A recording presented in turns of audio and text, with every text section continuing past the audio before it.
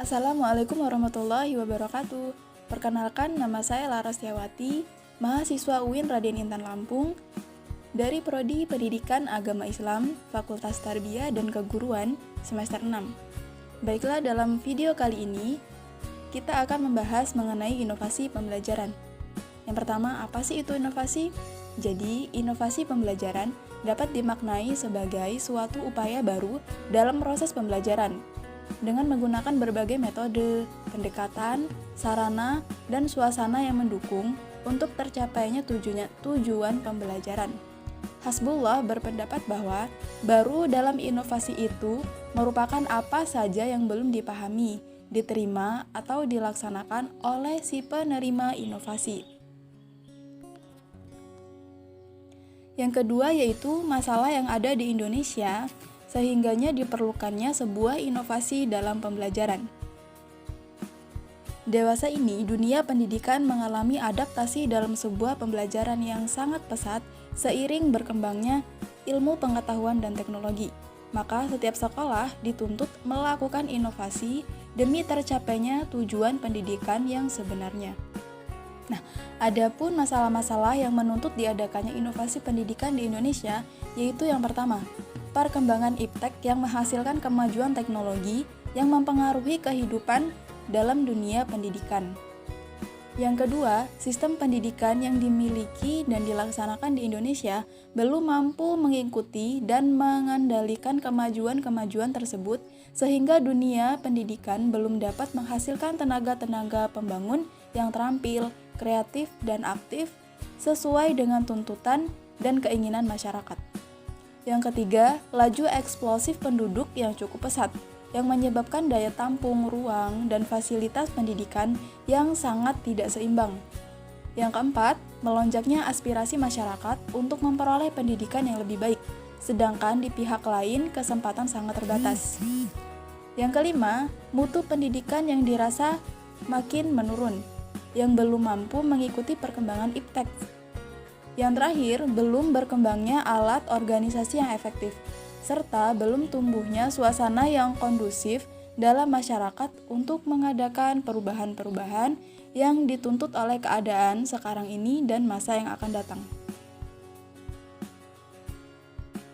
Lalu yang selanjutnya, faktor-faktor yang mendorong pendidikan di Indonesia perlu berinovasi.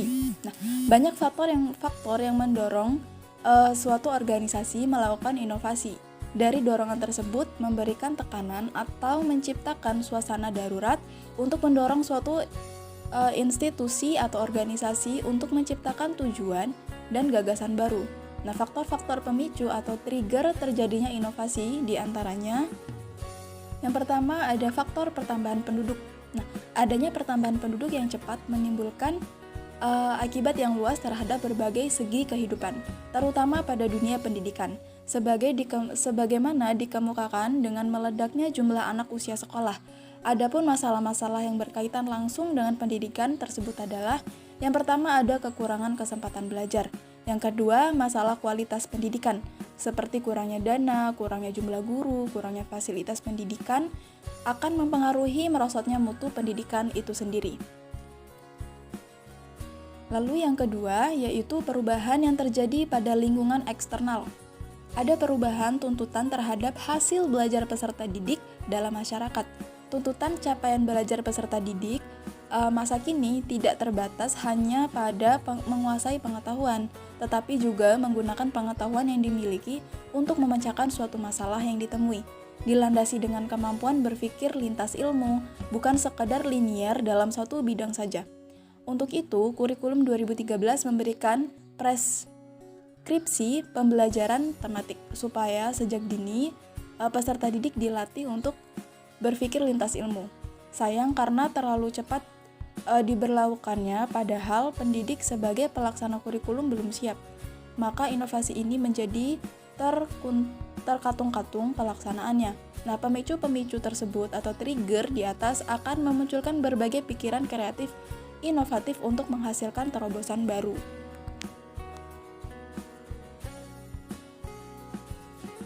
Lalu yang terakhir, sebagai calon pendidik nih, apa saja sih yang bisa dilakukan untuk menyelesaikan problem-problem di atas? Jadi, Di sini ada 3 upaya untuk upaya inovasi yang bisa dilakukan oleh pendidik. Yang pertama adalah meningkatkan kualitas tenaga pendidik agar pengajaran lebih maksimal. Seperti meningkatkan kualitas pendidikan itu seperti melanjutkan pendidikan, aktif mengikuti kegiatan KKG atau kelompok kerja guru dan komunitas guru, mengikuti pelatihan yang mendukung kualitas pembelajaran, banyak membaca, observasi dan evaluasi dan membuat karya tulis ilmiah. Yang selanjutnya belajar menyenangkan, kreatif dan inovatif. Nah, ini dilandasi oleh guru kreatif. Jika seorang guru atau pendidik bisa lebih kreatif, maka pembelajaran yang terjadi akan lebih menyenangkan. Lalu yang ketiga atau yang terakhir yaitu belajar berbasis iptek. Perkembangan pendidikan saat ini dipengaruhi oleh pesatnya kemajuan teknologi informasi dan komunikasi. Salah satu teknologi informasi yang ikut berperan dalam dunia pendidikan adalah pembelajaran daring. Media daring yang digunakan, subjek penelitian ini bermacam-macam seperti WhatsApp, Google Classroom, website.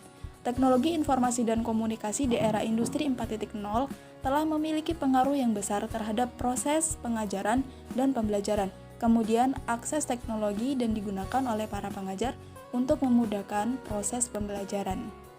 Oke, baiklah demikian tadi pembahasan sedikit mengenai inovasi pembelajaran. Mudah-mudahan apa yang disampaikan dalam kesempatan kali ini bisa bermanfaat. Saya ucapkan terima kasih dan mohon maaf. Saya akhiri, wassalamualaikum warahmatullahi wabarakatuh.